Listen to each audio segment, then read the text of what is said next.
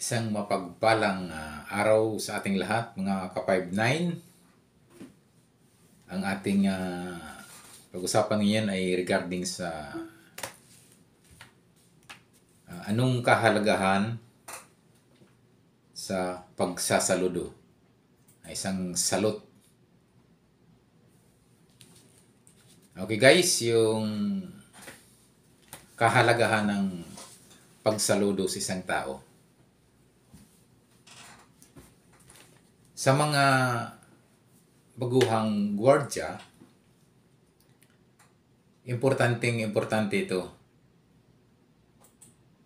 Ano po ba yung saludo para saan? Okay. Ang salot kasi guys ay isang aspect yan pagrespeto. O isang greeting sa isang tao. So ngayon,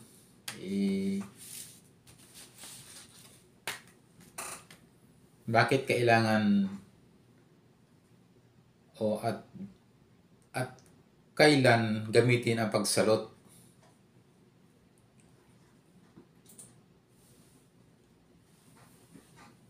Okay guys, sabi ko nga, ang pagsalot o pagsasaludo ay isang respect yan.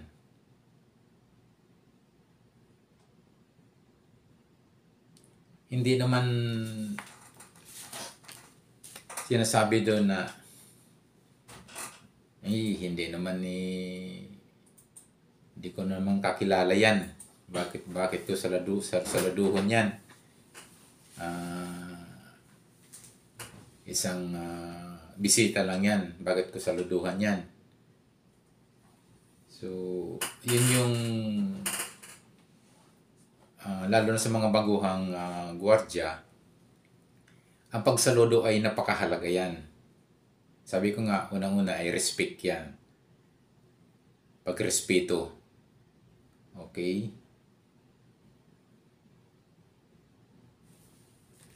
Naalala ko yung noon, ako'y bago pa lang sa gwardya.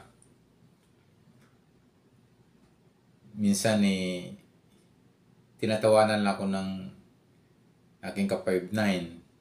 Dahil siyempre yung ka-5-9 ko, mga veterano na yan. Matagal na sa serbisyo, may mga 5 years na, 10 years, 8 years. Ako, ang aking kasing ugali kasi, palibasa ano ko sa ROTC, Boy Scouts. Siguro naman yung nakadaan ng Boy Scout o ROTC, alam paano magsaludo. At saan ginagamit ang pagsalot. At kailan timely na gagawin mo ang pagsaludo. So, yung may naalala ko noon sa isang duty namin. Maya-maya dadaan yung ako, ang ginawa ko naman, panay, saludo ko rin. Pagdaan, saludo. So, yun pala pinagtatawanan na pala ako ng kasamahan ko. Palibasa, bago, siyempre, nandyan yung kasi yung dumaan isang kliyente, isang manager na doon nag-work sa kumpanyang binabantayan namin. Ang pagkakalam ko na naman yan manager naman yan yung pala ay minsan hindi man lang sinasabi, parang ang nangyayari kasi parang pinabayaan lang ako noon ng mga panahon noon. Hindi man lang nila in-inform, hindi naman nila sinabi na unang bisis mo na dumaan dyan, pumasok, enough na yon. So, pwedeng, halimbawa, lumapit, pwede mong tanguan, pwede mong, so, hindi na yung maya-maya, magmumukha kang, sabi, napatawalan din ako, isip-isip ko, wala namang mawala sa akin kung yung saludo hindi naman matanggal ang kamay ko sa noo ko sa pagsasaludo, wala namang mawala eh. At least, yung respeto nandiyan pa din. Kasi respect nga yan eh. Isang paggalang sa isang tao. Lalong-lalo na kapag yan ay isang high official, high ranking official, isang kliyente, isang may posisyon sa binabantayang kumpanya, napakalaking tulong yan. Diyan nga, masasabi nila, malay mo, kung nasa kanyang isipan, yung sinasaluduhan mo na paulit-ulit, mayroon na palang lagay sa kanyang puso na, okay yung gwardiya na yan alerto, snappy. So, nandyan nga yung sinasabing, yung alerto kasi, magkasabay na yung snappy. So, kung proper salute ang pag-usapan, mailalagay naman sa tamang So, nandyan nga yun nga yung sinasabi. Kapag kasi ang veterans gumawa ng kalukuhan, hinayaan lang yung mga baguhan na hindi man lang, kumbaga sa mayroon man lang tamang dapat tinuturuan ng yung angkop kung anong tamang, kasi parang oo nga naman, isipin mo dadaan sa'yo yan nasa opisina, halos malapit, tapos dadaan niya ng how many times dyan sa panay ka mumukha ka talagang so enough na yung isang beses pagdating niya o pag-uwi niya. So, yun yung pwede. Mayroong welcome salute ka, mayroong pauwi, goodbye salute, yung sinasabi. So, tama naman yung veterans na hindi dapat salute yan, parang mukha kang tanga dyan. So, totoo naman yan, nakakatawa, pero malaking tulong din sa, kumbaga kung may makakita na may ganyang gwardiya pala na talagang pag may official, may high ranking official, talagang sumasaludo ng snappy. Respect kasi yan eh. Baka kaalam ko kasi ang pagsalute ay isang pag-respect sa isang tao. Yun yung kahalagahan sa pagsaludo. So, yung ating tinatalakay ngayon, naalala ko nung ako'y gaiter,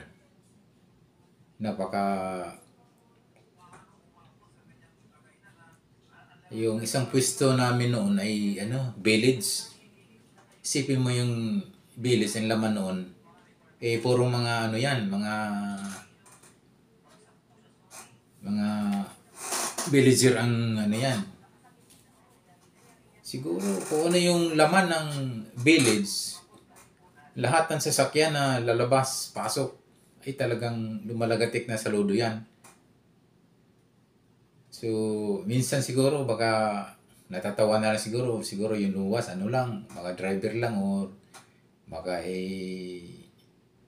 lang yan sa Pero sabi ko nga, walang mawawala sa pagsaludo. Diyan mo makita yung may kusang loob, sabi nga nila May palo nga sa ang isang gwardiya, kapag alerto, snappy yan. Ayan. Kapag ang isang gwardiya, snappy, alerto yan. Ayun yung iba naman yung may sinasabi na mayroon talagang panahon kahit gaano mo kaingat sa isang pwesto na binabantayan mo, mabulilyaso ka pa rin. Totoo yan. Mayroon talaga yan. Dahil nangyayari din sa akin yan noon, yung panahon na noon.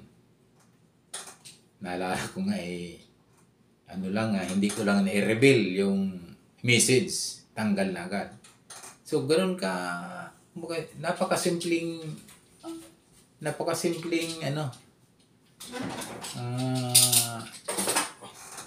mistake. Kaya kang alisin ng agency. Ay lalo na kapag ang iyong officer ay hindi mo kumbaga so dapat nga ang officer ay dapat malapit ka doon sa officer. Kasi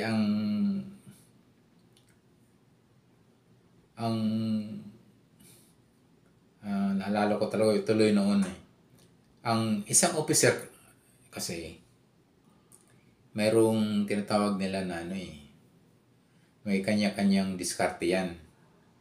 How to handle personnel, security guard personnel. So, alala ko, talagang ito, experience ko lang po ito mga ka-5-9. Experience ko lang ito bilang isang security guard. So, may mga officer na talagang pag wala kang sabi nga nila, pag wala kang laglag, ay laglag ka sa kanya. Ano yung laglag? Ito kasi, kung mga ka-5-9 ito ay for lang sa inyo. Tips ko lang lalo sa mga baguhan. Paano ka tumagal o paano ka tumibay sa isang pwesto na kumbaga hindi ka pa pinag-iinitan. Okay? Dito kasi guys, sa ating mundo bilang isang gwardiya, lalo na isang ordinary guard ka lang, dapat makisama ka. Unang-una, pakisama talaga guys yung superior, high superior from SIC. Ano yung SIC? Security in charge. Then yung ADC, Assistant Detachment Commander, or DC, Detachment Commander, or Security Officer. Okay. May mga security officer kasi guys noon, my experience guys, na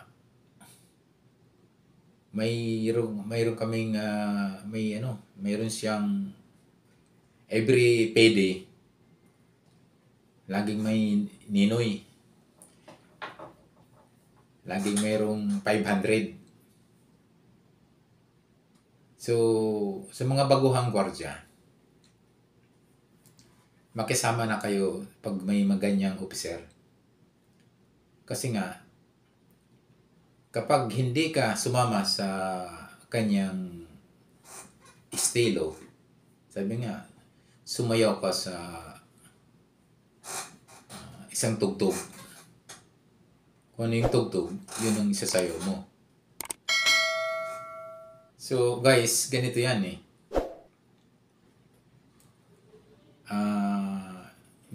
my experience, may mga officer kasi kami noon na every payday may laglagang guys. Yung tinatawag nga namin, may patay na naman. Sino kayong patay na naman? Bakit kailangan natin mag-abuloy? So, yan guys, parang lang, sa isip lang, sa amin lang yun. Yun lang naman ipadinig mo sa officer mo. So guys, kapag may ganyang kalakaran guys, sumama ka na. Makisama ka na. Kasi guys, isa yan sa, kumbaga sa Kapag kasama ka dyan sa wala kang reklamo dyan, walang problema guys. Unang-una guys, yan ay pagdating ng magkaroon ka ng bulilyaso, hindi ka basta-basta saluin, hindi ka basta-basta sipain yan. Hindi ka basta-basta i-RTO yan. Kasi nga, marunong kang makisama. Mayroon kang 500 every payday. Kung tutusin guys, yung 500, every payday naman yan eh. So, hindi nakawalan yan sa gwardya, sa mga baguhan. So, huwag na yung isipin na sayang din yun eh. 500 yun eh. Kasi guys, kapag yan ay hindi ka sumama, hindi ka makisama sa grupo, lalo na kapag officer ang dumiskarte ng ganyang diskarte, talo ka dyan guys. Pag initan ka, once na nagkaroon ka ng problema, nabulilyaso ka, RTO ka guys. Wala kang dyan, tibay sa kanya. Dahil hindi naman ito nagbibigay sa akin. So, ganun guys. Sabi nga, sayo ka lang guys kung ano yung tugtog ng officer mo. Kaya, malalaman mo naman guys yan eh. Sa bagay, hindi naman lahat ng officer ganyan. Bis may experience ko lang dahil marami akong officer noon na experience na ganun ang kalagaran. So, ang ginawa ko guys, para at least kahit papano, may bulilyaso man, hindi ka ilalaglag. Gagawa ng paraan niya na hindi ka niya bitawan. Isasangga ka niyan. So, ganun guys, sa mga bago, lalo na, yung balik tayo guys dun sa kahalagahan sa pagsaludo. Ano ang kahalagahan sa pagsasaludo? So, napakalaki guys. Sabi nga, minsan, pag napapansin ka ng iba, sabihin, sira ulong gwardiya ito, parang maya, yung sinasaluduhan, hindi naman si lang naman yun ang lumabas. So, mga ganyan guys, ang mga Pero guys, hindi mo alam guys na mayroong ibang tao na natutuwa sa iyo. Diyan na guys, lalabas guys yung sinasabi nila ng snappy o alert. Snapping guard, alertong gwardiya. Kasi nga, ko guys, always be respect to salute. So, yun yung the best guys sa wag mong alisin guys yung respect and salute. Lalo na guys sa mga high officials guys, high officers, mga clients, mga visitors. Kasi guys, once na makita lalo na guys yung bisita. Bisita pala ng manager yan guys, bisita pala ng presidente, bisita pala guys ng vice president yan, ng binabantayan mo. Na ikikwento yan guys sa kliyente. Ay, yung isang gwardiya mo doon. Very snappy. Grabe, pag sumalot, talagang malagtik. Talagang pumipitik yung galing eh. Snappy guard yung gwardiya. So, ibig sabihin guys, ang pagsaludo guys ay isa sa, sabi ko nga guys, isa yan sa respeto, pag-respect ng isang tao. So guys, alam niyo na guys kung anong kahalagahan ng salot sa pagsasaludo. So napakalaki guys. Kasi nandiyan guys yung kalakip guys na salita guys na snappy and alerto. Okay guys, hanggang dito na lamang. Okay, so yung mga bago pa lang sa aking YouTube channel, don't forget to subscribe. Don't forget to hit the notification bell para updated kayo sa aking mga video na ipapalabas. Again, thank you for watching. God bless you.